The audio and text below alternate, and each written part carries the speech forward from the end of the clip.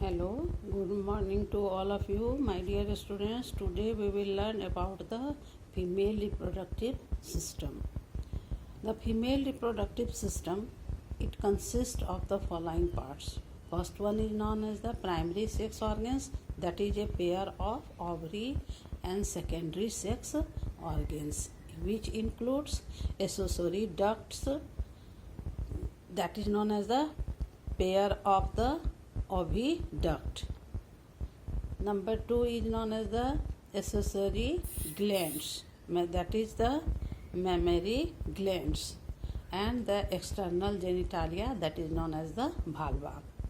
Let us discuss one by one. This is ovary. Ovaries are the primary female sex organs that produce the female gamete, that is known as the ovum and egg, and several steroid hormones is also released, that is known as the ovarian hormones. Ovaries are located one on each side of the lower abdomen.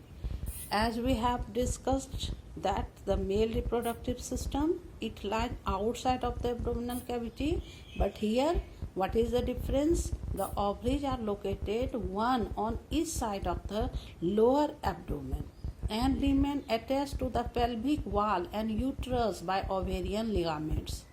Each ovary, it is almond like shape, and it measuring about 2 to 4 centimeter in length. The outer region of the ovary is composed of developing follicles, and the middle region forms the stroma, which contains connective tissue, blood vessels, and mature follicle.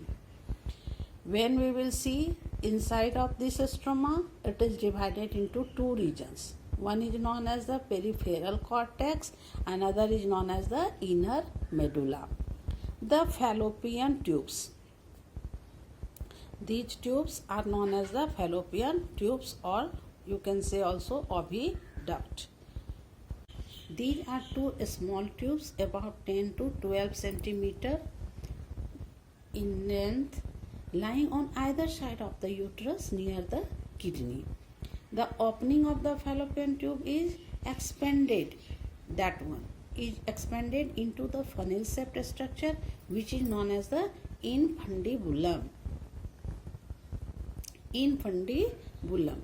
The end of infundibulum has finger-like projections, and it is known as the fimbriae. They move closer to the ovaries at the time of the ovulation to collect the ovum after ovulation. These fimbriae has the flagellar movement. It shows it has a flagella, ciliated flagella, which helps to collect the ovum when it is released at the time of the ovulation. We will discuss what time the ovulation takes place, and when it is collected, it reaches into that part. That next part of the fallopian tube is known as the ampulla. This one. Then infundibulum leads to a wider part of the oviduct. It is known as the ampulla, and the last part, which is the narrow in structure, it is narrow and it is called the isthmus. Actually, ampulla or isthmus, it makes the junction where the fertilization takes place into the female. The uterus, that one, it is also known as the womb. It is a single hollow muscular pear-shaped structure supported by ligaments and attached to the pelvic wall. The uterus, it is very narrow. The lower part of the uterus is very narrow, and it is called cervix. The cavity of the cervix is called cervical canal, and which forms the birth canal along with vagina. Let us see what is the structure of the uterus.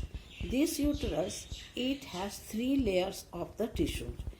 The wall of the uterus, it is made up of 3 layers of tissue. First one is known as the perimetrium, next one is the myometrium, middle one, and it is the innermost layer, which is known as the endometrium. It is known as the endometrium. What is the structure of the perimetrium? Let us see. It is outer. thin covering of the uterus wall. Perimetrium makes the outer covering of the uterus. The myometrium, which is the middle layer, it is thick layer of smooth muscle fibers which contract strongly during delivery of the baby. So it plays very important role at the time of the birth of the fetus because these muscles it contracts vigorously and thus it helps into the delivery of the child. Third one is known as the endometrium, which is known as the innermost layer. This layer contains glandular structure and many blood vessels inside it. It undergoes cyclical changes during the menstrual cycle. Next topic when we will discuss it in the menstrual cycle, we will come to know the what is the role of the endometrium. My dear students, it is richly supplied with the blood vessels at the time of the menstrual cycle. When there is suppose no fertilization takes place, that blood vessels it ruptures, it breaks, and which is given out, that is in the form of blood, which is known as the menstrual cycle. The next accessory glands of the female reproductive system is known as the mammary glands. Let us see the structure. Yes, this is the structure of the mammary glands. That mammary glands in female, it has a pair of functional mammary glands that consist of glandular tissue and variable quantity of the fats. Each glandular tissue is divided into 15 to 20 mammary lobes. All these are the lobes.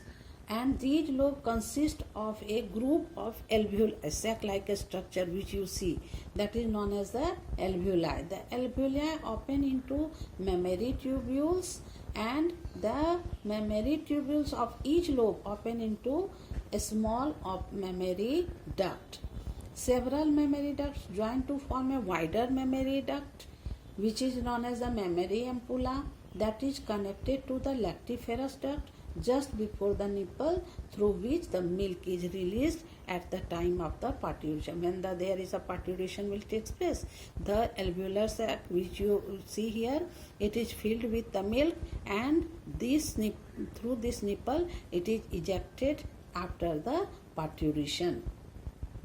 So it is the structure of the mammary gland.